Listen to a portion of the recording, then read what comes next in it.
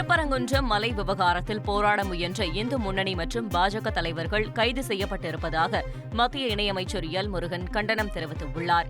இதுகுறித்து சமூக வலைதளத்தில் பதிவிட்டுள்ள அவர், சிறுபான்மையினர் ஓட்டு வங்கியை இழந்துவிடக்கூடாது என்பதற்காக திமுக நடத்தும் அரசியல் நாடகங்கள் அனைத்தும் அம்பலப்படும் காலம் வெகு தொலைவில் இல்லை என விமர்சித்துள்ளார்.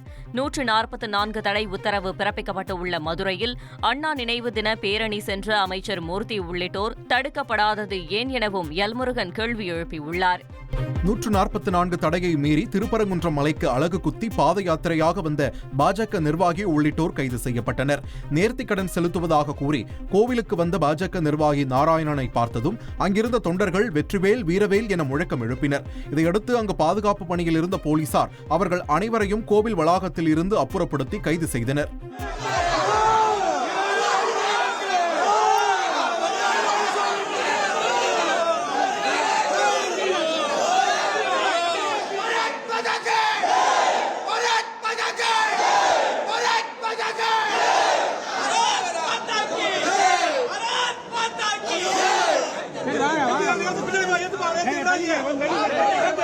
திருப்பரங்குன்றத்தில் போதிய பேருந்து இல்லை என கூறிய முதியவரை சிறப்பு சார்பு ஆய்வாளர் ஒருமையில் பேசியதால் பரபரப்பான சூழல் நிலவியது. மதுரையில் 144 தடை உத்தரவு அமலில் உள்ள நிலையில் கும்பலாக செல்பவர்களிடம் போலீசார் விசாரணை மேற்கொண்டனர். அப்போது ரயில் பாதையை கடக்க முயன்றவர்களை போலீசார் தடுத்து நிறுத்தி விசாரித்தபோது முதியவர் ஒருவர் போதிய பேருந்து இல்லை என்று கூறியுள்ளார். அதற்கு பேருந்து இல்லைனா நடந்து போயா என ஒருமையில் சிறப்பு சார்பு ஆய்வாளர் பதிலளித்துள்ளார். இதனால் பாதசாரிகளுக்கும் போலீசாருக்கும் இடையே வாக்குவாதம் ஏற்பட்டு பரபரப்பான சூழல் நிலவியது.